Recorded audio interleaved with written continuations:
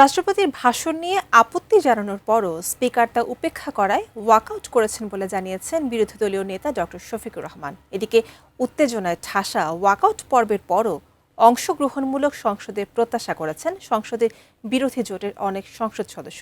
সম্রাট আনোয়ারের রিপোর্ট।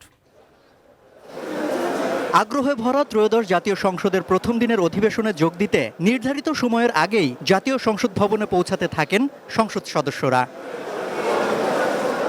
সংসদ ভবনের মূল কক্ষে প্রবেশের আগে টার্মিনাল এলাকায় উপস্থিত সংসদ সদস্যদের দেখা যায় হাসি মুখে শুভেচ্ছা বিনিময় করতে। প্রথমবারের মতন সংসদ সদস্য হয়ে অধিবেশনে যোগ দিতে আসেন এনসিপির সদস্য সচিব আখতার হোসেন। এই সংসদ জুলাইয়ের আকাঙ্ক্ষা অনুযায়ী সংবিধান সংস্কার করবে এমন প্রত্যাশার কথা জানান তিনি। যে 6 মাসের সময়সীমার মধ্যে সংবিধানের যে পার্টগুলোতে আমরা সংস্কার সাধন করতে চেয়েছিলাম সেগুলো আমরা সম্পূর্ণ করতে পারবো এবং বাংলাদেশ রাষ্ট্রের অন্যান্য যে অংশগুলো রয়েছে সেগুলো নিয়ে আমরা আমাদের কথাটা আরম্ভ করতে পারবো। একটা কার্যকর সংসদের আমরা প্রত্যাশা করি। ছাত্র আন্দোলন থেকে সংসদ সদস্য হয়ে এবার জাতীয় সংসদে হাসনাত আব্দুল্লাহ। গণমানুষের কণ্ঠ হয়ে ওঠার পাশাপাশি এই সংসদ সবার জন্য অংশগ্রহণমূলক হবে সে প্রত্যাশার কথা জানান তিনি। রাষ্ট্রপতির ভাষণ নিয়েও নিজের মতামত জানান হাসনাত আব্দুল্লাহ। 5+ স্টার রেটিং প্রাপ্ত দেশের সর্বোচ্চ বিদ্যুৎ সাশ্রয়ী ওয়ালটন এসি স্মার্ট কমফোর্ট এখন নেক্সট লেভেলে।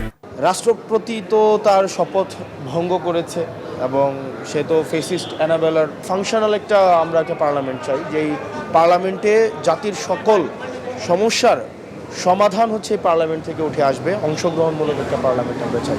অধিবেশন থেকে ওয়াকআউট করে গণমাধ্যমের মুখোমুখি হন বিরোধী দলীয় নেতা ডাক্তার শফিকুর রহমান ও চিফ হুইপ নাহিদ ইসলাম। এ সময় নাহিদ ইসলাম ফ্যাসিবাদ ও তাদের দোসরদের বিরুদ্ধে অটল অবস্থানের কথা ব্যক্ত করেন। যারা এখানে নির্বাচিত হয়েছেন তারা নির্বাচিত হতে পেরেছেন জুলাই গণ অভ্যুত্থানের শহীদদের আত্মত্যাগের মাধ্যমে এবং ফ্যাসিবাদকে বিতাড়িত করার মাধ্যমে। ফলে ফ্যাসিস্টের সাথে জড়িত এমন কেউ এই পার্লামেন্টে বক্তব্য দিতে পারবেন না। রাষ্ট্রপতি জুলাই অভ্যুত্থানে খুনের দায় এড়াতে পারেন না বলে মন্তব্য করেন জামায়াতের আমির ও সংসদের বিরোধী দলীয় নেতা ডাক্তার শফিকুর রহমান। বলেন, এই সংসদে 18 কোটি মানুষের অধিকারের জন্য লড়াই করতে এসেছে তার দল। এই প্রেসিডেন্ট 3টা কারণে অপরাধী, যার বক্তব্য এই মহান সংসদে আমরা শুনতে পারি না। তারা আমাদের কথা গ্রাহ্য করেন নাই। আমরা সংক্ষুব্ধ হয়ে সংসদ থেকে বের হয়ে এসেছি। আমরা আগামীতে এই সংসদে কোনো অন্যায়কে আমরা বরদাস্ত করব না এবং মেনে নেব না।